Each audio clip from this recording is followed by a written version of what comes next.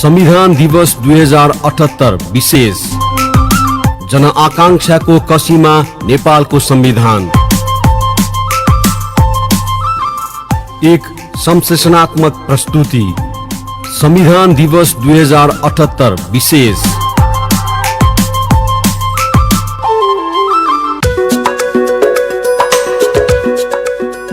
संविधान दिवस 2078 विशेषमा तपाईँ हुनुहुन्छ। हामी बिहान 8 बजेदेखि नेपालको संविधान 2072 को एउटा संश्लेषणात्मक टिप्पणी सहितको कार्यक्रम लिएर तपाईँ माझ उपस्थित भइरहेका छौँ।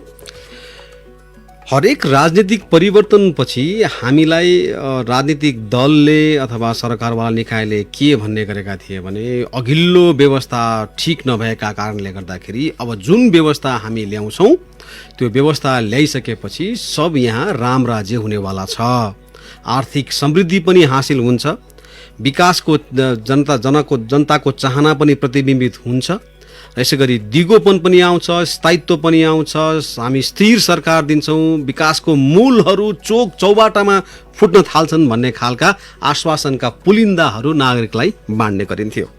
2007 सालमै संविधान सभाबाट संविधान जारी गर्नुपर्छ भनेर कुरा नउठेको पनि होइन, तर त्यसको झन्डै 7 दशक पछि अहिले आएर हेर्दाखेरि संविधान जारी भएको र विशेष गरी आफ्नै जनप्रतिनिधिहरूले अथवा भनौँ आफूले चुनेर पठाएका जनप्रतिनिधिहरूको हातबाट संविधान बनेको 6 वर्षै पुगिसकेपछि पनि अब यो संविधानले राम्ररी काम गर्न सकेन अथवा संविधानमा कहीँ कतै कमजोरीहरू छन् कि हामीले खोजेको आर्थिक उन्नति र समृद्धिका बाटो यो संविधानको मार्गबाट हिँडेर पुगिँदैन कि भन्ने खालका चाहिँ कुराहरू उठिरहेका छन् र यो किन उठ्न गयो भन्ने बारेमा आज हामी एउटा संश्लेषणात्मक टिप्पणी पनि प्रस्तुत गरिरहेका छौँ।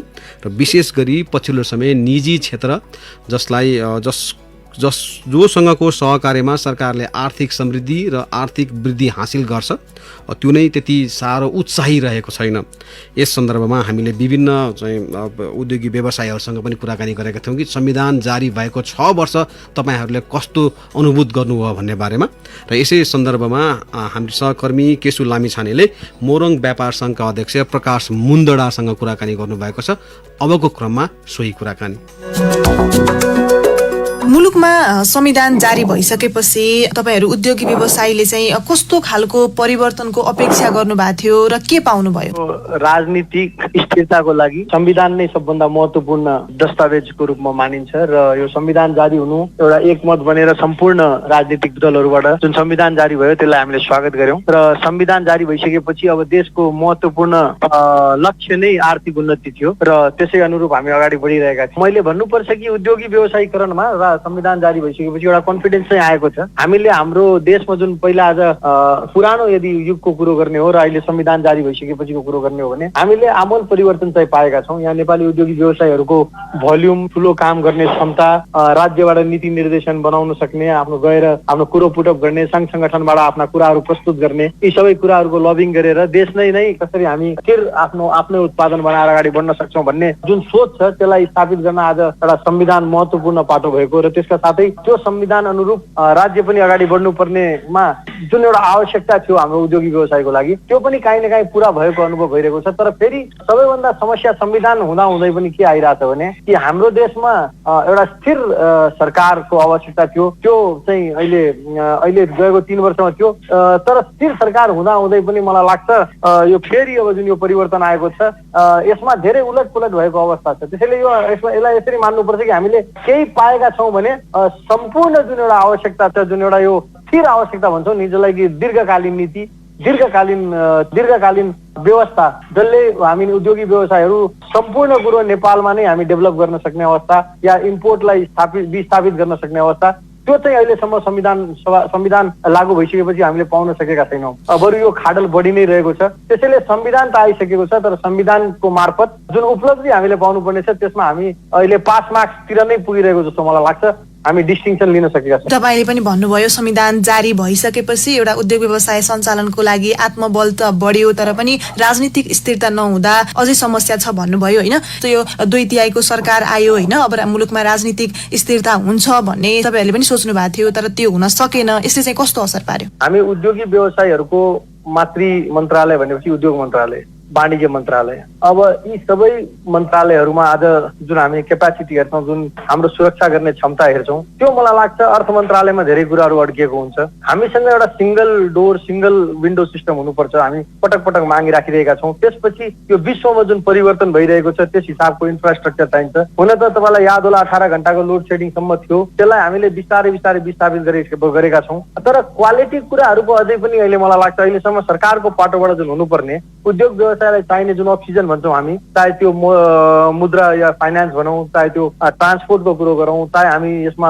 विद्युतको कुरो गरौँ, यी सबै कुराहरू अहिलेसम्म स्थापित हुन सकेका छैनन्। यी सबै कुराको अहिले पनि धेरै ठुलो खाँचो र खाडल छ, जसले गर्दा उद्योग व्यवसायको विकास हुन गाह्रो भइरहेको छ। त्यसमाथि हामीसँग भोल्युम पनि छैन, हाम्रो इम्पोर्टहरू धेरै सस्तो छन्। त्यसैले यो सस्तो भएकोले गर्दा अहिले इम्पोर्टको जुन रेसियो छ त्यो धेरै नै हाई छ। हुन त नेपालको विकास अहिले रेमिटेन्सले गर्दा हामी जसरी तसरी अगाडि बढिरहेका छौँ, त्यसले गर्दा यी स्थितिहरू अगाडि बढिरहेको छ। तर यो चाहिँ उद्योग व्यवसायको लागि राम्रो, मतलब उपलब्धि भएर हामीले त्यसमाथि गर्व गर्ने कुरो छैन। उद्योग व्यवसायबाट देश यदि चल्न सक्छ, हामी हाम्रो उद्योगबाट जुन अहिले यो इम्पोर्ट भइरहेको छ त्यसलाई विस्थापित गर्न सकौँ, हामी हाम्रो विद्युत उत्पादन गर्न सकौँ, टुरिज्मको क्षेत्र जुन हामीसँग छ त्यतातिर हामीले पोल्टो फेर्न सकौँ, हामी ठुलो उपलब्धि गर्न सक्यौँ भने डेफिनेटली हामीले भन्नुपर्छ कि हाम्रो उपलब्धि भएको छ। तर अहिलेको रेट टाइममा हेर्ने हो भने हामी बढिरहेका छौँ, हामी बिस्तारै अहिले टर्टराइजको स्पिडमा बढिरहेका छौँ। तर जुन हामीले उपलब्धि पाउनुपर्ने छ, जुन हामीसँग क्षमता छ, जुन हामीसँग साधनहरू छन्, जुन स्रोत साधनहरू नेपालमा छ, आज नेपालमा रिलिजियन टुरिज्म गर्ने हो भने इन्डियाको 135 करोडको पपुलेसनलाई हिन्दू धर्मावलम्बीहरूलाई बोलाउन सकिन्छ। विश्वकै सबभन्दा ठुलो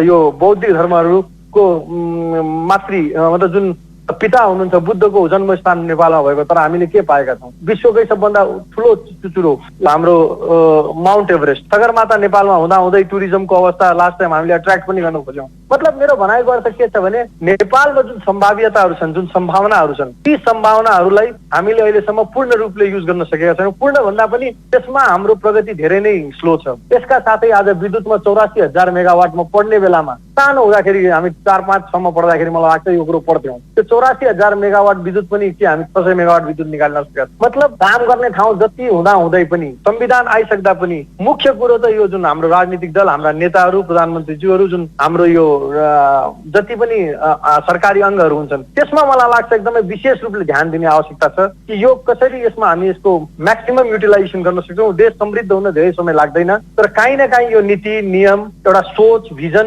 यसमा चाहिँ अभाव देखिरहेको अवस्था। संविधान जारी भइसकेपछि केही सकारात्मक काम पनि भए होइन? तपाईँले पनि अघि भन्नुभयो लोड सेडिङ अन्त्य भयो, 18 घण्टाको लोड सेडिङ। अब यस्तै अरू विकास निर्माणका कामहरू पनि भए। अब तपाईँको उद्योग व्यवसायका क्षेत्रमा चाहिँ अब के सकारात्मक पक्ष देख्नुहुन्छ यो संविधान जारी भइसकेपछि? संविधान जारी भइसकेपछि एउटा आत्मबल कस्तो बढाएको छ नि, हामीले ठुलो काम गर्न थालेका छौँ। हामी लोकल उद्योगीहरू चाहे धेरै क्षेत्रमा आत्मनिर्भर भएका छौँ। अब सिमेन्ट जस्तो ठुला 6,000 टनका कारखानाहरू, 3,000 टनका कारखानाहरू, स्टिल जुन इन्फ्रास्ट्रक्चरको धेरै ठुलो सपोर्ट सिस्टम हुन्छ, यी सबै कुरामा धेरै ठाउँमा हामी आत्मनिर्भर हुन सुरु गरेका छौँ। हामी ब्याकवर्ड इन्टिग्रेसनमा जान थालेका छौँ। काहीँ न काहीँ हाम्रो आत्मविश्वास बढेको छ। हामी आज होटल इन्डस्ट्रीमा लिउँ, आज हामी हाम्रो यो हस्पिटल इन्डस्ट्रीमा लिउँ, मेडिकल कलेजेसहरूमा लिउँ, सर्भिस इन्डस्ट्री होस् या म्यानुफ्याक्चरिङ इन्डस्ट्री होस्, अब जुत्ताहरूमा पनि हामी धेरै हदसम्म म्यानुफ्याक्चरिङ, कुनै पनि कुरो लिनुहोस्, हामी फुड आइटम्सहरू, मतलब औद्योगिकरणको विकास नभएको होइन, भोल्युम नबढेको होइन भनेको होइन, तर सबभन्दा महत्त्वपूर्ण कुरो फेरि म भन्छु कि यी सबै कुराहरूलाई कसरी स्थापित गर्न सकिन्छ।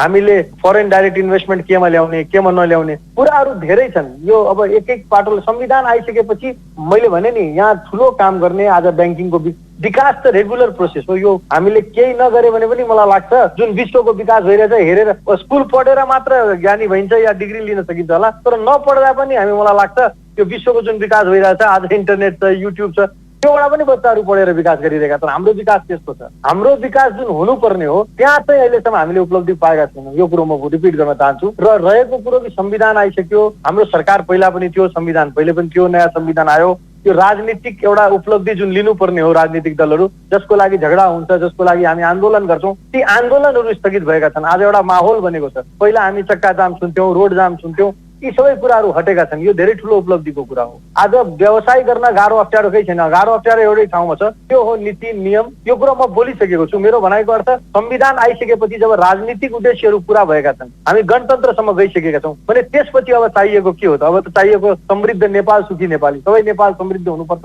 यसतिर हामी अघि बढिरहेका छौँ। स्पिड मात्र कम छ, हामीले केही गरेका छैनौँ भन्ने कुरै छैन। हामी गरिरहेका छौँ र गर्दै पनि राख्छौँ। तर जुन काम हामी 18 किलोमिटरको बाटो रिङ रोड विराटनगर जस्तो ठाउँमा, त्यो आज 18 वर्ष भइसक्यो, जुन काम 1 वर्षको हो। यस्ता कामहरूले गर्दा हामी विकसित हुन सकिरहेका छैनौँ, हामी डेभलप गर्न सकिरहेका छौँ। संविधान त आयो, तर संविधानले ल्याउनु पर्ने जुन एउटा के भन्छ त्यसलाई खुसियाली भनौँ हामी, या एउटा जुन क्षमता वृद्धि भनौँ, त्यो क्षमता वृद्धि चाहिँ हामीले पूर्ण रूपले पाएका छौँ। विशेष गरी यो पूर्वको मोरङ क्षेत्रमा चाहिँ धेरै उद्योगहरू छन् होइन। अहिले यो व्यापार घाटा पनि बढिरहेको छ, आयात र निर्यातको खाडल ठुलै छ होइन। अब यो उत्पादकत्व वृद्धि गर्दै निर्यात बढाउन चाहिँ के गर्नु पर्ला? अब तपाईँ के देख्नुहुन्छ? हेर्नुहोस्, यो धेरै राम्रो प्रश्न गर्नुभयो तपाईँले। आयात र निर्यातको खाडल बढेको छ भन्ने कुरा हामी सबैलाई थाहा, र हाम्रो प्रोडक्टहरू निर्यात गर्न नसक्ने कारण एउटै हो, हामीसँग स्किल छैन भन्ने छैन, हामीसँग उद्योग लगाउने क्षमता छैन भन्ने छैन। सबभन्दा महत्त्वपूर्ण कुरो हुन्छ इकोनोमी अफ स्केल। तपाईँ जुन प्रोडक्ट बनाउनुहुन्छ त्यो प्रोडक्ट भाइबल हुनुपर्छ, त्यो प्रोडक्ट मार्केटेबल हुनुपर्छ, प्राइसको राम्रो हुनुपर्छ, क्वालिटी राम्रो हुनुपर्छ। जुन उद्योगी व्यवसायले दिनुपर्ने कुरा हो त्यो ठिक छ, तर अब बिजुली हामी सस्तोमा कहाँबाट ल्याउने? हामीले एक्सपोर्ट गर्नको लागि जुन हामीसँग ल्यान्डलक कन्ट्री हो, हामीसँग सिमानामा ल्यान्डलक छ, हाम्रो ट्रान्सपोर्टेसन कस्ट बढी छ। यी सबै कुराहरूलाई राज्यले यसलाई कसरी हामीलाई हेल्प गर्न सक्छ, राज्यले के ल्याउन सक्छ भन्ने कुरामा हामीले प्रपोजल दिएका छौँ। हामीले क्रस बोर्डर इकोनोमिक जोनको धारणाहरू राखेका छौँ, किनभने हाम्रा सामानहरू महँगा छन्, हामीहरू एक्सपेन्सिभ छौँ, कस्टली छौँ। त्यसैले यसको लागि 632 बिघा अमडुवामा जग्गा छ, त्यहाँ हामीले माग गरेका छौँ क्रस बोर्डर इकोनोमिक जोन बनाउन, जसमा कि हामीले लचिलो श्रम नीति ल्याउनु पर्ने, ती उद्योगमा हामीले विद्युत सस्तो रेटमा दिनुपर्ने, फाइनेन्स पनि एउटा स्टेबल लङ टर्म फाइनेन्स कम रेटमा उपलब्ध गराउन सक्ने, यी सब गराइसकेपछि हामीले प्रोड्युस मोर अर्न मोरको थियोरी ल्याएर हामीले लेबरलाई इम्प्लोय गर्न सक्नुपर्छ। यी कुराहरू हामीले माग गरेका छौँ मोरङ व्यापार सङ्घबाट। यस्ता कुराहरूलाई दिएपछि औद्योगिकरण हुन्छ। हामी बङ्गलादेशलाई हेरौँ नि, बङ्गलादेशमा आज second largest exporter in textile भइसक्यो। त्यहाँ टेक्सटाइल मिनिस्ट्री छ जसले सम्पूर्ण लेबरहरूलाई प्रोड्युस मोर अर्न मोरको थियोरीमा दिएको छ। प्रोटेक्सन छैन त्यहाँ, अननेसेसरी प्रोटेक्सन छैन। प्रोटेक्सन छ त यही हो, जबसम्म हामी प्रोडक्टलाई राम्रो दरो सस्तो सुलभ बनाउन सक्दैन तबसम्म एक्सपोर्ट हुन सक्दैन। यो महत्त्वपूर्ण कुरा हो। यो यसको हाम्रो रेगुलर लबिङ चलिरहेको छ।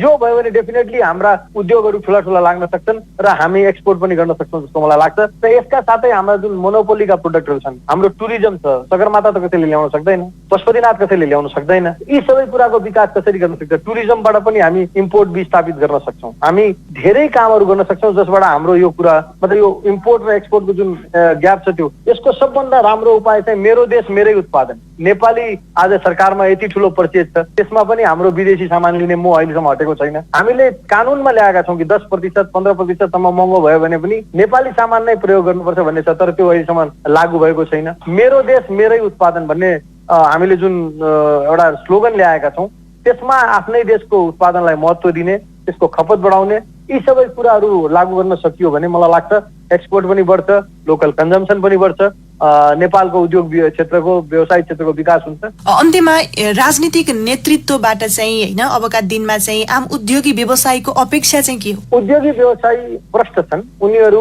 खुलेर व्यापार गर्न चाहन्छन्, उद्योग गर्न चाहन्छन्, राम्रो सामान बेच्न चाहन्छन्, राम्रो सामान दिन चाहन्छन्, राम्रो सर्भिस दिन चाहन्छन्। उद्योगी व्यवसायलाई त्यो एउटा वातावरण चाहिएको छ। हामी काम गर्न जाँदा हामीले सिंगल विन्डोमा हाम्रो सम्पूर्ण लिगल फर्मालिटिजहरू पुरा हुन सक्ने व्यवस्था हुनु पर्दछ। हामीले पाउनुपर्ने सरकारबाट पाउनुपर्ने जुन यो विशेष कुराहरू छन्, फाइनेन्समा हेर्नुहोस् न, आज नेपालमा कहिले एक वर्ष 6% ब्याज पाइन्छ, अर्को वर्ष 12% भइहाल्छ। यस्तो अनस्टेबिलिटीमा कसरी एक्सपोर्टको प्रोडक्ट इन्डस्ट्री लगाउने, कसरी काम गर्ने? विद्युत त्यहाँ दिएको छ कटरीमा, आज हामी 5 वर्षदेखि कराइरहेका छौँ। विद्युत त आयो तर त्यहाँ भोल्टेजै छैन, त्यहाँ डेली झगडा हुन्छ। यस्तो अवस्थामा कसरी हुन सक्छ? हामीले सरकारसँग यति नै चाहेका छौँ कि तपाईँ हामीलाई सपोर्ट गर्ने बेलामा यी सबै कुराबाट सपोर्ट गर्नुहोस् जुन तपाईँको दायित्व छ। तपाईँ हामीलाई स्टेबल नीति दिनुहोस्, तपाईँ यस्तो नीति ल्याउनुहोस् जसले सम्पूर्ण कम्पिटिसन, ओपन कम्पिटिसन हुन्छ, हामी त्यसमा व्यापार गर्छौँ। तपाईँ हामीलाई मार्केट दिनुहोस्। अब हामी एफडिआईलाई भित्र्याउँछौँ, एफडिआई हामी नेपालीहरू जुन कुरामा एक्सपर्ट छन् त्यसको एफडिआई बाहिर गर्न पाउने व्यवस्था मिलाउनु पर्दछ। हाम्रो हात बाँधेर राखिएको छ, हामीले राम्रो फेसिलिटिज पाएका छैनौँ। यो कुरो म पुनः रिपिट गर्न चाहन्छु। त्यसैले हाम्रो रिक्वेस्ट के छ भने, यदि औद्योगिकरण चाहेका छौँ भने लङ टर्म सस्टेनेबल ग्रोथ चाहनुहुन्छ भने हामी जुन क्षेत्रमा राम्रो गर्न सक्छौँ ती क्षेत्रलाई उद्योगी व्यवसायलाई खोलिदिनुपर्छ, कम्पिटिसन गराउनुपर्छ। जनताले सस्तो सुलभ राम्रो पाउनुपर्छ, त्यसमा कुनै दुई मत छैन। तर राम्रो फेसिलिटिज हामीले पायौँ भने हामी जुनसुकै लेभलको उद्योग र व्यवसाय गर्न सक्छौँ भन्ने कुरा हामी राख्न चाहन्छौँ। र त्यसले देशलाई डेफिनेटली फाइदा हुन्छ। उद्योगी व्यवसायीले प्रष्ट रूपले एउटै कुरो चाहेको छ, सबैको लागि सार्वजनिक नीति र सबैलाई फाइदा हुने, उद्योग व्यवसायलाई फाइदा हुने यी नीतिहरू ल्याउन सकियो भने डेफिनेटली हामी विकास गर्छौँ, देशको भलो हुन्छ। उहाँ हुनुहुन्थ्यो सहकर्मी केशु लामिछाने। मोरङ व्यापार सङ्घका अध्यक्ष प्रकाश मुन्दडासँग कुराकानी गर्दै निजी क्षेत्रले संविधान जारी भएपछिका 6 वर्षमा कस्तो अनुभूति गर्यो भन्ने बारेमा उहाँसँग कुराकानी गर्दै हुनुहुन्थ्यो। यतिखेर हामी छोटो ब्रेक लिन्छौँ। ब्रेकपछि फेरि हामी संविधान दिवस 2078 विशेषमै जोडिनेछौँ। संविधान दिवस 2078 विशेष। जनआकांक्षाको कसीमा नेपालको संविधान, एक संश्लेषणात्मक प्रस्तुति। संविधान दिवस 2078 विशेष।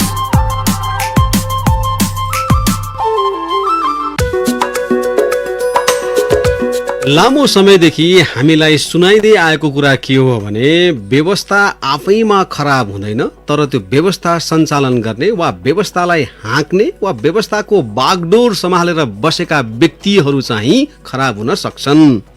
र संविधानको हकमा पनि सायद त्यही लागू हुन्छ होला। संविधान आफैमा असल वा खराब हुँदैन, अर्थात् संविधानलाई व्याख्या गर्ने, संविधानको कार्यान्वयन गर्ने पक्षहरू अथवा व्यक्तिहरू आफैमा असल वा खराब हुन सक्छन्। अथवा हामी खराब भयौँ भने संविधान पनि खराब जस्तो प्रतीत हुन जान्छ, अथवा हामीले आफूभित्र असल गुण निकाल्न सक्यौँ भने संविधान पनि सायद असल हुन्छ होला। निजी क्षेत्रको अपेक्षा के थियो संविधान जारी हुने बेलामा र संविधान जारी भइसकेपछिका यताका संविधान कार्यान्वयनका 6 वर्षमा निजी क्षेत्रले आफूले आशा गरेको अनुरूपको चाहिँ यो प्रत्याभूति गर्न पाए कि पाएन त, यसबारेमा आज हामी कुराकानी गरेका छौँ। र अबको पालोमा स्मार्ट सिटी परियोजनामा कार्यरत डिस्कभर सिटीका सहसंस्थापक सौरभ रिमालसँग सहकर्मी दिवा भट्टराईले गर्नुभएको कुराकानी। अब संविधान दिवस मनाइरहेका छौँ हामी। संविधान दिवस मनाइरहँदा तपाईँ एक त व्यवसायी होइन, त्यसमाथि डिजिटल व्यवसायी, तपाईँले चाहिँ के फरक अनुभव गर्नु भएको छ? यो 2015 को जुन संविधान हाम्रो नयाँ संविधान जारी भयो त्यो बेलामा चाहिँ म आफू पनि संसद भवनमै त्यो मोमेन्टमा चाहिँ भनौँ न हेर्नको लागि त्यही त्यो दृश्य लाइभ देखेको थिएँ र जुन उत्साह साथ हामी नेपालीले चाहिँ एउटा त्यसलाई वेलकम गर्यो संविधानलाई र आज धेरै नै फरक हुन्छ भनेर चाहिँ जुन सोच थियो, I don't see any changes हुन्छ नि। हामी केही फरकै लागेको छैन 2013, 12 र अहिले 15 पछि मलाई खासै फरक केही पनि लागेको छैन। 6 वर्षको अवधिमा पनि तपाईँले केही समयसँगै पनि केही परिवर्तन नै पाउनु भएन भनेर भन्ने त्यस्तो नकारात्मक अवस्था छ त हाम्रो? होइन, अब भनौँ न हाम्रो चाहिँ कस्तो हुन्छ भन्ने हजुरले भने जस्तो एउटा चाहिँ नकारात्मक भन्दा पनि होइन, हामीले चाहिँ कुन चाहिँ कसरी चाहिँ सकारात्मक चाहिँ केलाई भन्ने भनेर छ कि। अब हजुरको कस्तो छ भन्ने अब कन्स्टिट्युसन आएको अलमोस्ट 6 इयर्स भइसक्यो होइन। हाम्रो चाहिँ लोकल बडिजहरू बन्यो होइन। लोकल गभर्मेन्ट बडिज बन्दाखेरि अब हामीले चाहिँ एक्सपेक्टेसन हुन्छ एटलिस्ट जनतासँग कि हामीले भोट दिएपछि चाहिँ अलिकति चाहिँ काम गरोस्, अलिकति चाहिँ केही हो डेभलपमेन्टको वर्क देख्न पाओस् भनेर। अनि त्यसको स्पिड चाहिँ एकदमै ग्रेजुअली एकदमै स्लो छ के। सो हामीले चाहिँ भनौँ न झन् देखेको भन्दा भत्केको धेरै देखिरहेछौँ कि बनेको भन्दा। सो त्यसले गर्दाखेरि त यो यथार्थ नै भन्छु कि म। व्यवसाय गर्दा गर्दै चाहिँ तपाईँले कानुन अभाव या संविधान निर्माण भइसकेपछि गरेको आशा चाहिँ के थियो जुन चाहिँ पुरा हुन सकेन? तपाईँ त्यति धेरै आशावादी पनि लागेन मलाई तपाईँ कुराकानी गर्दाखेरि होइन। तपाईँले आशा गरेका कुरा चाहिँ के आशा गर्नु भएको थियो र पुरा भएन नि? होइन, हजुरको जस्तै कन्स्टिट्युसन भनेको एउटा ल फर्म भएपछि हामी सबैले चाहिँ फलो गर्नु पर्यो नि त। यहाँ चाहिँ क्षणिकमा आफ्नै हिसाबले आफ्नै ढङ्गले चाहिँ संविधानै परिवर्तन भइरहेछ कि। कति लहरू एन्फोर्स नगरेर नै हुन्छ नि आफ्नै हिसाबले चेन्जेसहरू भइरहेछ।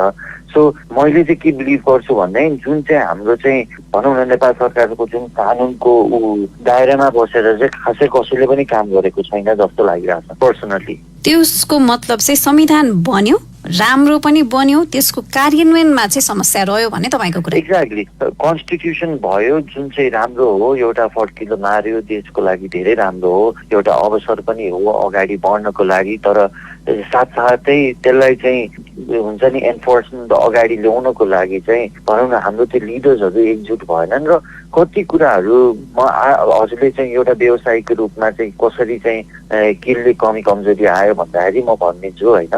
एउटा कानुन बनेपछि त्यो कानुनको चाहिँ मूलधारा त फलो गर्नु पर्यो नि। यहाँ त त्यति पनि गर्दैन कि हजुरलाई चाहिँ एउटा चाहिँ नेपाल सरकारको प्रोक्योरमेन्ट एक्ट सम्बन्धी चाहिँ हजुरलाई काम दिइन्छ, सबै गरिन्छ, लास्टमा चाहिँ अब हामी त निजीलाई त सरकारले कसरी हेर्छ, एउटा चाहिँ व्यापारी ठग भनेर हेर्छ हामीलाई त। सो त्यसपछि चाहिँ ल जानु तपाईँहरू, हामीलाई चाहिँ अब चाहिएन भनेर चाहिँ एनी मोमेन्ट चाहिँ प्रोजेक्ट पनि लिइदिन सक्ने होइन। जस्तै 5-10 इयर्सको जुन प्रोजेक्ट प्लान छ त्यसलाई चाहिँ 1 वर्षमै 1.5 वर्षमै चाहिँ स्टप गराइदिने यस्तो भइरहेछ। सो यो पनि त एउटा चाहिँ ब्ल्याक क्लास हो नि त। अब एउटा चाहिँ युथहरूलाई युवाहरूलाई चाहिँ केही गर्छु भनेको लागि त यो त ठुलो एउटा चाहिँ झन् हामी त पछाडि परिरहेछौँ नि हजुर। तर सरकारले चाहिँ यसो हेर्दाखेरि स्टार्टअपहरूका लागि पनि पैसा दिने, बैङ्कहरूलाई पनि स्टार्टअप यदि कसैले गर्न चाहन्छ, युवाहरूले केही गर्न चाहन्छन् भने उनीहरूले आफ्नो योजना लिएर आयो भने लगानी पनि गर्ने, त्यस्ता विभिन्न योजनाहरू पनि लगाएका छन्। तर तपाईँले भन्दाखेरि त असाध्यै नै नकारात्मक छ अवस्था भन्ने जस्तो कुरा गर्नुभयो। तर सरकारका धेरै योजना त सकारात्मक पनि छन् नि। संविधान बनिसके पछिको 6 वर्षमा आएका नयाँ नयाँ योजनाहरू छन्, त्यो बारेमा तपाईँलाई केही जानकारी छ? होइन, डेफिनेटली मलाई त्यो बारेमा पनि एकदमै नलेज छ। हजुरले भनेको कुरा म एकदमै सहमत छु होइन। म फेरि पनि किन कोट्याउन चाहन्छु भने म आफै भोगी भएर हो है। फेरि मैले चाहिँ हजुरको यो प्रोग्राम मार्फत चाहिँ मैले खालि नेगेटिभ कुरा गर्न चाहिँ आएको होइन। तर मलाई चाहिँ एउटा के भन्नु छ भनेदेखि एभ्री टाइम हजुरको चाहिँ भनौँ न नयाँ प्रधानमन्त्री हामीले पाउँछौँ। नयाँ प्रधानमन्त्रीहरूको स्टेटमेन्ट के हुन्छ भनेदेखि हामीलाई चाहिँ युवा चाहिन्छ यो देशमा, युवालाई चाहिँ बाहिर जान दिनुहुन्न, युवालाई चाहिँ झन् कसरी हुन्छ मोटिभेट गरेर अगाडि बढाउनु पर्छ भने ब्याङ्कलाई पनि सहुलियत दुनियाँ नीतिहरू निकाले हुन्छ। तर आज युवाले 20 लाख रुपियाँ चाहिँ मलाई लोन चाहियो ब्याङ्कमा जानु पर्यो भने बिना थितो कुनै ब्याङ्कले पनि लोन दिँदैन। 1 होइन। सेकेन्ड, ठिक छ एउटा स्टेटमेन्ट हुन्छ कि युवा चाहियो भनेर, तर त्यो युवाको सेक्युरिटी के हो त होइन। काम गर्यो भोलि चाहिँ कति कामहरू चाहिँ भनौँ न अगाडि बढ्दा पनि बढ्दैन, कति कामहरू चाहिँ पछाडि मात्रै धक्कलिन्छ। सो त्यसलाई चाहिँ के गर्ने, त्यसको एउटा सेक्युरिटी भन्ने चिज चाहिँ भएन कि मलाई चाहिँ त्यसमा बिलिभ लाग्छ होइन। एउटा सेक्युरिटी हामी चाहिँ युवा केही गरौँ, आफ्नो देशमा चाहिँ रोजगारी क्रिएट गरौँ, देशमा चाहिँ हामी जस्तो युवाहरू चाहिँ छोडेर जान नपरोस् भन्ने एउटा स्थितिलाई चाहिँ सरकारले चाहिँ अलिकति सेक्युरिटीतिर फोकस गर्यो भने चाहिँ आई थिङ्क बेटर हुँदै जान्छ जस्तो लाग्छ। तपाईँ जस्ता सहरमा या भनौँ काठमाडौँमा बस्ने युवाको नेपाल सरकार र नेपालमा बनेको संविधानबाट चाहिँ सबैभन्दा ठुलो आशा चाहिँ के हो सौरभजी? मैले फेरि पनि हजुरलाई भन्छु कि एउटा देश चाहिँ स्थिरतामा चल्नु पर्यो, एउटा चाहिँ कन्स्टिट्युसनको नर्म्सहरू फलो गर्नु पर्यो। हाम्रो लिडर्सहरूले कन्स्टिट्युसनको नर्म्स फलो गरेपछि हजुरको यो सबै एउटा कन्ट्री चाहिँ एउटा डाइरेक्सनमा जान्छ। अनि त्यसले गर्दाखेरि इक्वल्ली युवाहरूलाई पनि त्यसले नै बेनिफिट गराउँदै जान्छ। र अघि पनि भने मैले सेक्युरिटीको कुरा, सेक्युरिटी चाहिँ युवालाई हुनैपर्छ यसमा होइन। कुनै युवाले केही बिजनेस या केही काम गर्न खोज्यो भने त्यसको चाहिँ कसरी हुन्छ सरकार मार्फत चाहिँ एउटा चाहिँ सेक्युरिटी सिस्टम चाहिँ प्रोभाइड गर्नुपर्छ। जस्तो हामी नेपाली युवाको एस्पिरेसन्सहरू चाहिँ एकदम धेरै उच्च भएको, तर हाम्रो देशको संरचना चाहिँ कम भएको कारणले हो कि हामीलाई एकदमै कम लागेको? किनभने हाम्रो स्तरबाट त हामी केही न केही माथि त उठिरहेकै छौँ होला होइन। हाम्रो सोच चाहिँ धेरै माथि तर गर्न संरचना चाहिँ तल भएर हो कि? अब हामीले कि चाहिँ अमेरिकासँग देशलाई दाँच्छौँ कि होइन? हामीले इन्टरनेट मार्फत विभिन्न देशहरू हेर्छौँ, त्यहाँको विकास हेर्छौँ, त्योसँग दाँजेर हो कि? हामी चाहिँ निराश हुनुको कारण चाहिँ के हो जस्तो लाग्छ तपाईँलाई? मलाई चाहिँ हामी कसैसँग दाँच्नुपर्छ जस्तो लाग्दैन म्याम, बिकज हामी आफूमै एक त सक्षम छौँ र हाम्रो जुन खालि पेस के भइरहेछ भनेदेखि हाम्रो सोच छ, हाम्रो जाँगर छ, हाम्रो सबै छ, पेस मात्र स्लो भइरहेछ। त्यसको मूल कारणै सरकारको चाहिँ अस्थिरता हो कि होइन। सरकारको चाहिँ अलिकति अस्थिरता भएन भने चाहिँ एउटा यसलाई पनि एउटा चाहिँ राम्रो सिडी उचाइमा चाहिँ पुग्न सक्छ। जस्तो हाम्रो जुन गति छ, तपाईँले गतिको कुरा गर्नुभयो, हाम्रो सरकारी संयन्त्रको गति, हाम्रो काम गराइको गति, हाम्रो सोचको गति कहाँसम्म पुग्छ भन्ने कुरा चाहिँ सायद हाम्रो कानुनबाटै लागू हुँदै जान्छ होइन। तर हाम्रो कानुनलाई चाहिँ पूर्णता दिनका लागि कति धेरै प्रयासहरू पनि भएका छन्, नभएका त होइनन्।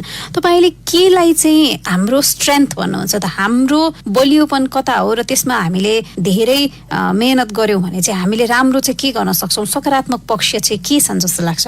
होइन, अब सकारात्मक पक्ष त हाम्रो पहिला त भनौँ न, म फेरि पनि उसमा हाम्रो संविधानको मूल धार भनेको हाम्रो चाहिँ लिडर्सहरू, जुन टप लिडर्सहरू हुनुहुन्छ होइन, सबै मेन पोलिटिकल पार्टीको उहाँहरू चाहिँ एक भएर चाहिँ हुन्छ नि, आफ्नो एउटा पक्ष र विपक्षको भूमिका एउटा डिफ्रेन्ट हो, तर as a for the country होइन, सबैको चाहिँ एउटै भोइस हुनुपर्छ जस्तो लाग्छ। त्यो भयो र हामी चाहिँ माथिबाट चाहिँ हाम्रो चाहिँ भनौँ न, अब ग्राउन्ड हाम्रो अलरेडी चाहिँ स्ट्रङै छ भनौँ न, हामी सबैजना एनर्जेटिक छौँ, एउटा सपना बोकेर हिँडिरहेछौँ, त्यो सपनालाई पुरा गराउन खालि चाहिँ हामीलाई भनौँ न अहिलेसम्म चाहिँ अलिकति हामी ब्याक भएको कारण चाहिँ माथिको गभर्नेन्सले गर्दाखेरि हो। सो त्यति एउटा बेटर भयो भने होइन, हामी सबैजना एउटा चाहिँ एउटै थलोमा आयो भने चाहिँ आई थिङ्क त्यसले चाहिँ एउटा फड्को मार्छ र हामीलाई धेरै अगाडि पुऱ्याउँछ जस्तो लाग्छ। जस्तो राज्य पुनर्संरचना भइसकेपछि नेपालमा सङ्घ, प्रदेश र स्थानीय तह 3 तहका सरकार छन् र काम गर्न पनि केही सहज छ र सम्भावना पनि एकदमै धेरै बढेको छ भन्ने पनि छ। ती सम्भावनाहरूका विषयमा चाहिँ तपाईँ के सोच राख्नुहुन्छ त? त्यसो भए होइन, त्यो भनौँ न तल्लो लेभलमा लोकल गभर्मेन्टहरूले होइन धेरै राम्रो काम गरिरहनु भएको छ होइन, तर मैले भने नि हजुरलाई पेस भएन कि। अब हाम्रो चाहिँ कस्तो छ भनेदेखि एउटा जुन हाम्रो एक्टहरू छ, जस्तै प्रोक्योरमेन्ट एक्ट, अलिकति हामीले चाहिँ ड्राफ्ट गर्नुपर्छ कि, जुन हाम्रो चाहिँ पहिलाकै सिस्टम छ कि, नेपाल सरकारको पहिलाकै हुन्छ नि 50-60 वर्षको ऐनहरू नै हामीले फलो गरिरहेछौँ कि। सो मलाई के लाग्छ भनेदेखि त्यसलाई अलिकति चाहिँ हामीले चाहिँ अमेन्ड गरेर अनि कसरी हुन्छ, किनभने हामी नयाँ ढङ्गले हामीले विकास हेर्ने हो भने त हामीले चाहिँ अलिकति, किनभने आजको डेटमा मान्छेसँग पेसेन्स छैन। सो हामीले चाहिँ अलिकति क्विक रिजल्टको लागि आफ्नो लिडरहरूले पनि गरिरहेको काम देखाउनको लागि त अलिकति चाँडै प्रोसेसेसहरू बनाउनु पर्यो नि। सो आई थिङ्क त्यो हजुरको जुन ऐन छ, हामीले जुन पहिल्यैदेखि चाहिँ फलो गरिरहेछौँ, त्यसलाई पनि चेन्जेस गर्न पर्छ र आशावादी अफकोर्स छ र बेटर पनि भइरहेछ। र हजुरले भने जस्तो एउटा चाहिँ लोकल तह, स्थानीय तहमा चाहिँ भनौँ न एटलिस्ट कोही त छ सुन्नी जस्तो चाहिँ एउटा भनौँ न हामी समक्ष कोही हुनुहुन्छ भन्ने चाहिँ एउटा ढुक्क भइरहेछ। जस्तो नि सरोजी, एउटा चाहिँ मैले सोध्न, विकास भनेर चाहिँ हामीले सडक बनेको, पुल बनेकोलाई भन्छौँ होइन, तर तपाईँको नजरमा चाहिँ विकास चाहिँ केलाई भन्नुपर्छ अहिलेको समयमा? अहिलेको समयमा मलाई लाग्छ हामीले चाहिँ जब्सहरू क्रिएट गर्नुपर्छ होइन, नयाँ बिजनेसहरूलाई चाहिँ प्रमोट गर्नुपर्छ, नयाँ आफ्नो चाहिँ नेपालको चाहिँ कोर साइड अफ भनौँ न स्कोप भएको हाम्रो हाइएस्ट लेभलमा के छ, जस्तै एग्रिकल्चर छ होइन। सो त्यसलाई नै फोकस दिएर प्राथमिकता दिएर हामीले कसरी हुन्छ चाहिँ बाहिरतिर आफ्नो प्रडक्टहरू लग्ने होइन, यहीँ इन हाउस जब्सहरू चाहिँ जेनेरेट गर्ने होइन। सो त्यसलाई नै लाग्छ मलाई होइन, उद्योगलाई नै हामीले चाहिँ प्राथमिकता दिनुपर्छ र यत्रो हाम्रो चाहिँ बन्द भएको उद्योगहरू, कारखानाहरू होइन, तिनीहरूलाई पनि ल्याएर चाहिँ राम्रोसँग सञ्चालन गर्न सक्यो भने चाहिँ आज चाहिँ हजारौँ लाखौँ जनाले चाहिँ जागिर पाउनुहुन्छ र खाडी जानु पर्दैन जस्तो लाग्छ। अनि एउटा इन्डस्ट्रियल सेटअप भएपछि त्यो अटोमेटिकल्ली एउटा विकासको डाइरेक्सनमा गइरहन्छ। जनआकांक्षाको कसीमा नेपालको संविधान एक संश्लेषणात्मक प्रस्तुति, संविधान दिवस 2078 विशेष।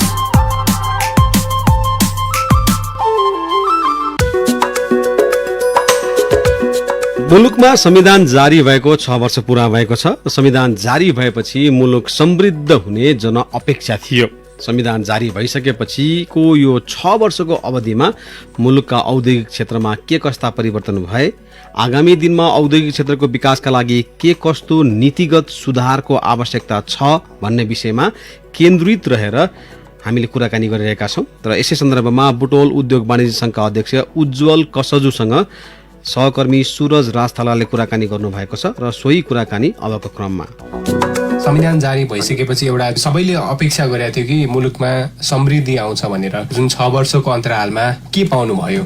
संविधान लागू भएपछि मुलुकमा राजनीतिक स्थिरता कायम हुनेछ, विकासको लहर चल्नेछ भन्ने जनअपेक्षा थियो। तर व्यवहारमा त्यस्तो हुन सकेन। न मुलुकमा राजनीतिक स्थिरता कायम हुन सक्यो, न त विकासको लहर नै चल्यो। दलहरू बीचमा द्वन्द्व र खिचातानी चलिरहेकाले विकासले गति दिन सकेन। पूर्वाधार विकासमा बुटोलले फड्को मार्ने अपेक्षा थियो, यो जनअपेक्षा पनि पूरा हुन सकेन र औद्योगिकरणले गति लिने अपेक्षा गरेको थियो, तर त्यसो हुन सकेन। परिवर्तित व्यवस्थाका कारण आम जनतामा अपेक्षा वृद्धि भएको भए तापनि राजनीतिक परिवर्तनका बावजुद पनि सार्वत्रिक भिन्नता आएको देखिँदैन। बेरोजगारी समस्यामा सुधार नहुनु, युवा वैदेशिक रोजगारमा जानुपर्ने बाध्यता विद्यमान रहनु, स्वतन्त्र स्थितिको लागि रेमिटान्समा नै निर्भर रहनु, वैदेशिक व्यापारप्रति वर्ष बढ्दै जानु, आयात प्रतिस्पर्धाको लागि नीतिगत परिवर्तन नहुनु, स्थानीय उद्योग व्यवसायलाई प्रोत्साहन तथा शर्तहरूको अभाव हुनु, खुल्ला सिमाना फाइदाभन्दा अभिशाप बन्दै जानु, विगत केही वर्षदेखि ठूला परियोजना आउन नसक्नु, स्वाधीन अर्थव्यवस्थाको निर्माणमा सरकारी नीतिको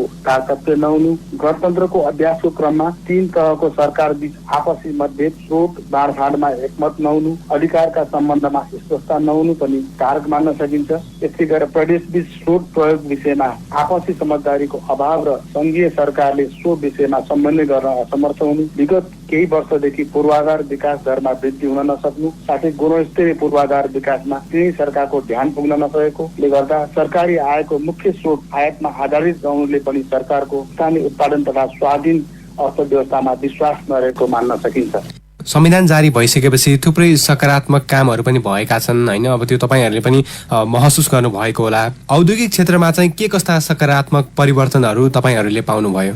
हामी उद्योगी व्यवसायहरू सम्पूर्ण हाम्रो उद्योगीहरू, हाम्रा उद्योग वाणिज्य संघका संघहरूले हाम्रा माउ संस्था नेपाल उद्योग वाणिज्य महासंघलाई एउटा हामीले भिजन दिएका छौँ, भिजन पेपर 2030 भनेर, जसलाई राष्ट्रिय आर्थिक रूपान्तरण मार्गचित्र 2030 पनि भन्ने गर्छ। यो भिजन दिइसकेपछि सरकारले कमसेकम देशमा हाम्रो 10 वर्षको अन्तरालमा 22 लाखले रोजगार पाउँछ र हाम्रो यो अर्थतन्त्र $100 अरब पुग्छ भन्ने हामीले अनुमान गरेका थियौँ। नीति नियमहरू योजना यो लागू गर्न सक्ने अवस्था पनि थियो, तर यसमा सरकारले जुन ध्यान दिनुपर्ने आपसी आफ्नो पदको लागि आफ्नो सही झगडाको कारणले गर्दाखेरि यो लागू हुन सकेन। यसले हामीले जुन सोच राखेका थियौँ त्यो सोच पूरा हुन सकेन। म आशा छ नयाँ सरकारले यसलाई अगाडि बढाउनु पर्ने थियो र यस्तै गरेर संविधान आउनुभन्दा अगाडि नै बुटोलको समृद्धिको लागि हाम्रा अग्रजहरूले यहाँ पहिला यो औद्योगिक क्षेत्र यहाँ आवश्यक यहाँ महसुस गरिएको थियो। बुटोलमा एउटा बुटोल औद्योगिक क्षेत्र भनेर 434 रोपनीमा 65 वटा उद्योगहरू अहिले चलिरहेको अवस्था छ र त्यसमा धेरै उद्योगहरूको समृद्धिको लागि हजारौं उद्योगहरूले हामीलाई यो उद्योगको लागि जग्गा आवश्यक पर्यो, हामीले जग्गा लिन सकेनौँ भनेर धेरै कुरा आइसकेपछि हाम्रा अग्रजहरूले बुटोलमा एउटा औद्योगिक क्षेत्रको आवश्यकता छ भनेर एउटा मोटीपुरमा औद्योगिक क्षेत्र राख्नको लागि यहाँ पहल गरियो। पहल गरिसकेपछि हामीले 239 बिघामा हामीहरूले यहाँका राजनैतिक दलहरूसँग, यहाँका बासिन्दाहरूसँग धेरै सयौंपटक छलफल गरिसकेपछि बुटोलमा करिब मोटीपुर औद्योगिक क्षेत्र निर्माण हुने अवस्था आइसकेको अवस्था थियो। त्यसको लागि सरकारसँग पनि पहल गर्यौँ र एउटा सानो कमिटी हाम्रै बुटोल उद्योग वाणिज्य संघका पूर्व अध्यक्ष नवराज श्रेष्ठज्यूको संयोजकतामा एउटा सानो समिति पनि बनेको थियो, जसमा वन विभाग, वन कार्यालय, मालपोर्ट कार्यालय, आइडिएम र हामी स्थानीय बसेर केही सानो एउटा समिति बनेको थियो र त्यो समितिले त्यहाँ भोग चलन गरेका केही सुकुम्बासीहरूलाई जग्गा उपलब्ध गराउने गर्ने गरेर डिपिआर पनि अगाडि बढिसकेको अवस्था थियो। हामीले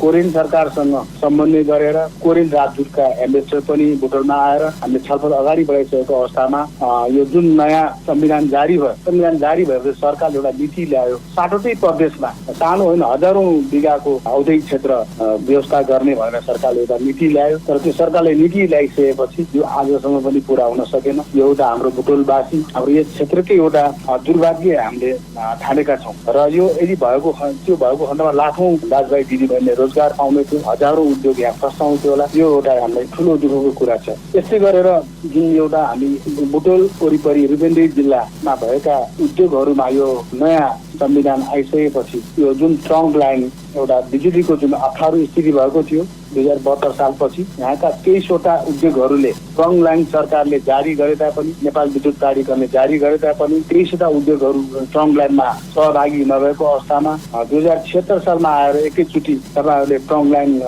जोडेको भएर यो प्रति युनिट 17.5 रुपियाँ, 10 रुपियाँ लगाउनु पर्ने ठाउँमा 60 रुपियाँको प्लस गरेर 17.5 रुपियाँको एउटा बिलिङ आएर उद्योगी व्यवसायलाई धराशयी बनाउने आएको छ। यसले गर्दा 40 करोड भन्दा बढी बुझाउनु पर्ने उद्योगहरूले धेरै अप्ठ्यारो परेर उद्योगहरू बन्द गर्ने अवस्था छ र केही महिना अगाडि मात्र यो उद्योगहरू सबै मिलेर सामूहिक रूपमा नेपाल सरकारले एउटा मुद्दा पनि दायर गरेको छ। त्यस्तो भयो भने यस्तो अप्ठ्यारो स्थिति आयो भने उद्योगीहरूको समृद्धि हुने ठाउँमा झन् धराशयी हुने हामीले अनुमान गरेका छौँ। त्यसै गरेर सबैभन्दा ठुलो इम्पोर्टेन्ट कुरा, नयाँ संविधान आइसकेपछि जिल्लामा यो गौतम बुद्ध इन्टरनेसनल एयरपोर्ट एउटा शिलान्यास भएको थियो, जुन 2 वर्षमा कम्प्लिट भएर सुरु हुने यो त्यसबेला एग्रिमेन्टमा भएको थियो। तर आज 6 वर्ष बित्दा पनि आजसम्म त्यो क्यालिब्रेसन फ्लाइट हुन सकेको अवस्था छैन। यो विमानस्थल हाम्रो पर्यटन उद्योग र व्यापारको लागि भाग्यको रेखा हो भन्ने हामीले ठानेका थियौँ। यहाँबाट एसियाका बौद्ध राष्ट्र र युरोप, अमेरिका एवं मध्य पूर्वसम्म उडान हुन सकेमा लुम्बिनीको पर्यटन विकास सँगै रूपेन्देही तथा लुम्बिनी प्रदेश सहित सिङ्गो मुलुकले प्रत्यक्ष फाइदा पाउने थियो। तत्कालै चीन, भारत, दक्षिण पूर्व एसियासम्म उडान सुरु गर्न सकिए पर्यटन र व्यापारलाई प्रत्यक्ष फाइदा पुग्ने आशा र विश्वास गरेका थियौँ। हाम्रो कृषि उत्पादनलाई कार्गो विमान मार्फत विदेश निर्यात गरी मुलुक र मुलुकवासीले विदेशी मुद्रा आर्जन गर्न सक्ने हाम्रो विश्वास थियो। यस क्षेत्रको अर्ग्यानिक उत्पादन, खास गरी कफी, फलफुल, जडीबुटी, खाद्यान्न आदि निर्यातको हामीले प्रचुर सम्भावना देखेका छौँ। त्यस्तै औद्योगिक उत्पादनमा पनि वृद्धि हुने र औद्योगिकरणको गति तीव्र हुने समेत हामीले विश्वास गरेका थियौँ। तर यो हुन नसकेको एउटा हाम्रो दुर्भाग्य हामीले ठानेका छौँ। जुन औद्योगिकरण हुन नसक्नु, उद्योग क्षेत्रको विकास हुन नसक्नुमा चाहिँ प्रमुख कारण अब यो राजनीतिक अस्थिरता नै हो कि अथवा चाहिँ त्यसमा त्यो उद्योग विस्तारको लागि चाहिने आवश्यक कानुनहरू नबनेर हो कि के कारणले हो? यो राजनीतिक कारण हो र यो दलहरूको खिचातानी र यो झगडाको कारणले गर्दा नै यो भएको हो र यसमा हामीले अब केही सरकारलाई सुझाव पनि हामीले दिन सकिन्छ। यो मुलुकको हाम्रो समृद्धिको लागि सबभन्दा पहिले मुलुकको अर्थतन्त्र सुधार हुन आवश्यक छ। त्यसको लागि औद्योगिक विकास, आयात प्रतिस्थापन गर्दै निर्यात प्रबन्धनका कार्यक्रम हुनुपर्ने थियो। संविधान निर्माणपछि मुलुकमा आम नागरिकले समृद्धिको आशा र सोही अनुसार कामना पनि गर्दै आइरहेको छ। तर त्यसको खाका बनाउनु पर्ने दायित्व बोकेका राजनीतिक दलहरू आपसी खिचातानी नै अल्मलिनु पनि विडम्बना हो। हामी निजी क्षेत्रबाट सरकारलाई घचघचाउने आइरहेका पनि छौँ। मुलुकको समृद्धिको लागि आर्थिक विकास महत्त्वपूर्ण पाटो हो। मुलुकको आर्थिक विकासको लागि सरकारले लगानी मैत्री वातावरण बनाउनु पर्ने हो, लगानी आकर्षण गर्ने नीति लिनुपर्ने हो। विडम्बना भन्नुपर्छ, यस्तो त हुन सकेन। संविधान निर्माण गरेर जारी भएको यति लामो समय भइसक्यो, अझै पनि संविधान प्रभावकारी कार्यान्वयनमा जान सकिरहेको छैन। सरकारले संविधान कार्यान्वयन गर्ने र समृद्धिको राष्ट्रिय अभिभारालाई दायित्वबोध गरेर सोही अनुसार अगाडि बढ्नुपर्नेमा राजनीतिक खिचातानी नै अल्मलिएको कारणले गर्दा नै यो यस्तो औद्योगिक कोरिडोरहरू अगाडि नबढेको हामीले महसुस गरेका छौँ। मुलुकको समृद्धिको लागि धेरै काम गर्नुपर्ने छ। अब सरकार यताउता नअल्झिकन मुलुकलाई कसरी समृद्ध बनाउन सकिन्छ, आम नागरिकका जनजीवनकालाई कसरी सुधार गर्न सकिन्छ, संविधानमा परिकल्पना गरिए अनुसार नागरिक मुलुक झन्झन परनिर्भर हुँदै गइरहेको छ। बढ्दो परनिर्भरतालाई चाहिँ कम गर्न, न्यूनीकरण गर्न के गर्न सकिन्छ, के गर्नु पर्ला जस्तो लाग्छ तपाईँलाई? मूलतः यो सरकारले सबभन्दा पहिला संविधानमा व्यवस्था गरे अनुसार नागरिकको यो शिक्षा र स्वास्थ्यको दायित्व लियो भने त्यसले धेरै कुराले सम्बोधन गर्नेछ। होइन, सँगसँगै सरकारले औद्योगिक विकासको लागि वातावरण बनाइदिए र निजी क्षेत्रलाई लगानी आकर्षण गर्ने काम गर्नुपर्छ भन्ने मलाई लाग्छ। मुलुकमा पर्याप्त सम्भावना यो भएको कृषि र पर्यटन उद्योग अगाडि बढ्न सकिरहेको पनि छैन। अहिले कृषिमा प्रविधि सहितका व्यवसायीकरण, पर्यटन उद्योगको लागि गन्तव्यको पहिचान, विकास र प्रचार प्रसार तथा त्यहाँ जाँदा पर्यटकलाई आवश्यक पनि हवाई यातायात, सडक पूर्वाधार, होटेल, मोटेल अनि गाइड, त्यससँग जोडिने अरू थुप्रै कुराहरूको विकासमा सरकारले अब ध्यान दिनुपर्छ। यो अन्य औद्योगिक विकासको लागि नीतिगत तथा व्यावहारिक रूपमा समेत वातावरण तयार गर्ने र उत्पादन भएका वस्तुहरूको निर्यात प्रवर्धन कसरी गर्न सकिन्छ त्यसतर्फ पनि ध्यान दिन आवश्यक हामीले महसुस गरिरहेको पनि छौँ। मुलुकको मेलमुखी गरेर समृद्धि र अर्थ सृजनीकरणको लागि मुलुकभित्र उत्पादन वृद्धि र उत्पादन भएका वस्तुहरूको निर्यात अपरिहार्य छ। पहिले आयात प्रतिस्थापन र विस्तारित निर्यातको रणनीति अवलम्बन गरेर काम गर्यो भने यो सफल हुन्छ जस्तो मलाई लाग्छ। सरकारसँग उद्योग व्यवसायहरूको अपेक्षा के थियो? ती अपेक्षाहरू चाहिँ पूरा भयो कि भएन? त्यसमा अब जुन हामीले आशा गरेका थियौँ नि त्यो कुराले वास्तवमा अब छातीमा हात राखेर भन्ने हो भने त्यो हामीले पाउन सकेका छैनौँ। जस्तै ब्याङ्कको इन्ट्रेस्ट छ नि औद्योगिक हाम्रो यो उद्योगहरूको लागि व्यवसायको लागि चाहिने ब्याङ्कको इन्ट्रेस्टहरू हामीले सिङ्गल डिजिट हुनुपर्छ भनेर हामीले माग गरेका थियौँ र बिचमा आएर यो ब्याङ्कको इन्ट्रेस्टहरू सिङ्गल डिजिट हुन सकेको एउटा एकदम राम्रो प्लस पोइन्ट हो, राम्रो पक्ष हो। यसले गर्दा केही उद्योगिक व्यवसायहरू फस्टाएको पनि छ। तर हामीहरूले केही कुराहरू सरकारलाई हामीले सुझाव पनि दिएका थियौँ। जस्तै गरेर यो क्षेत्रमा 4-5 वटा चाउचाउ फ्याक्ट्रीहरू छन् यहाँ होइन।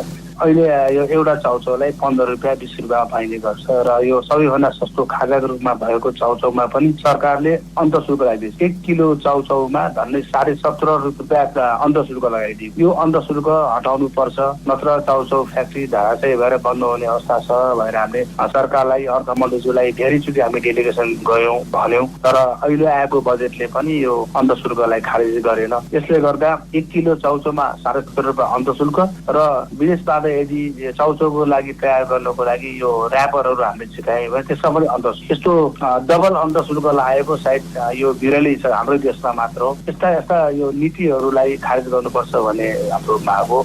जुन हामीले आशा गरेका थियौँ त्यो केही पनि हुन सकेन। यो 6 वर्ष भनौँ न यो दौरानमा जब नयाँ संविधान आइसकेपछि हामी उद्योगिक व्यवसायहरू अब राजनैतिक क्रान्ति समाप्त भयो, अब आर्थिक क्रान्ति सुरुवात भयो भनेर हामी निकै खुसी हर्षित थियौँ। हामीले अब जबसम्म निजी क्षेत्रको विकास हुँदैन, जबसम्म निजी क्षेत्रको समृद्धि हुँदैन, जबसम्म देशमा यो औद्योगिकरणहरू फस्टाउँदैन, उद्योगहरू फस्टाउँदैन, यहाँ धेरै रोजगारी सिर्जना हुन सक्दैन, तबसम्म कुनै पनि देशमा यो समृद्ध हुन नसक्ने यो विश्वव्यापी यो युनिभर्सल ट्रुथ पनि हो, यहाँहरूलाई थाहा पनि छ। र यो हामीले जुन आशा गरेका थियौँ हाम्रो औद्योगिक व्यवसायका लागि सरकारले केही राहतका प्याकेज ल्याउनेछन्, यहाँ धेरै औद्योगिक क्षेत्रहरू बन्नेछन्। यही नजिकै देश भारतको हेर्ने हो भने सरकारले त्यहाँ औद्योगिक क्षेत्रमा उद्योगीहरूलाई 5 वर्षसम्मको लागि ट्याक्स फ्री छ, विद्युत फ्री छ, गेटसम्म पानीको व्यवस्था गरिदिएको छ, पिच रोड बनाइदिएको छ। र यति मात्र होइन, उत्पादन भएका यो सामग्रीहरू 25 देखि 50% सरकारले आफै खरिद गरिदिने गरेको छ। यसले गर्दा इन्डियामा छिटो यो फर्को पारेको अवस्था छ भने हाम्रो देशमा पनि त्यस्तै सुविधाहरू हामी उद्योगिक व्यवसायले हुने थियो र हामी समृद्ध हुनेछौँ भन्ने आशा राखेका थियौँ। तर अहिले तपाईँको यो सुविधा यो ट्याक्सको सुविधा त परै जाओस्, यो जग्गासम्म पनि हामीले पाउन नसकेकोमा हामी दुखित छौँ र हाम्रो दुर्भाग्य पनि हो।